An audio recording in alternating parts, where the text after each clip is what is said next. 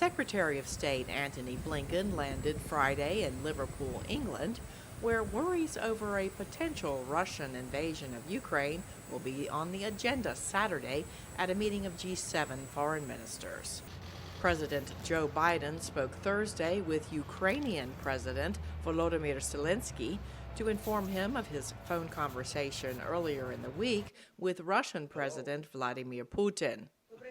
The calls came as the U.S. and its European allies are stepping up diplomatic efforts to persuade Putin to step back from potential plans to invade Ukraine, with nearly 100,000 Russian troops amassed near their common border.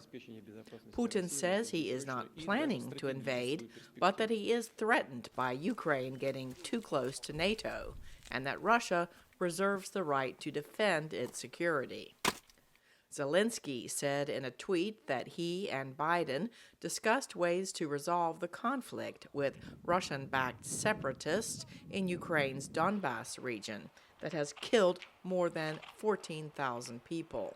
At a Thursday news briefing in Washington, State Department spokesperson Ned Price said that in some ways, concerns over a potential Russian invasion are bigger than worries about the people of Ukraine.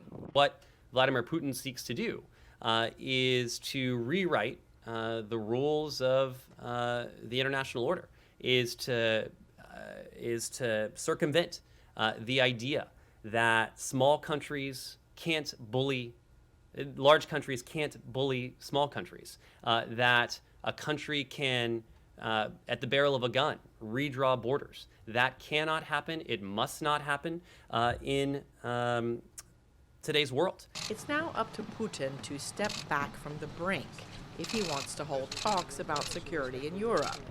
Former U.S. Ambassador to Ukraine, Bill Taylor, told VOA. He wants to talk about security, talks about European security. That's fine. We'll talk about that as long as the Ukrainians are there, as long as the Europeans are there, because they're part of this discussion, clearly. But those conversations can't start until President Putin puts the gun down. You can't negotiate with somebody with a gun to your head. Taylor said Ukrainians are still very concerned by the Russian military buildup on 3 of their common borders and by statements by Putin saying that Ukraine is not an independent nation. Cindy Saine, VOA News.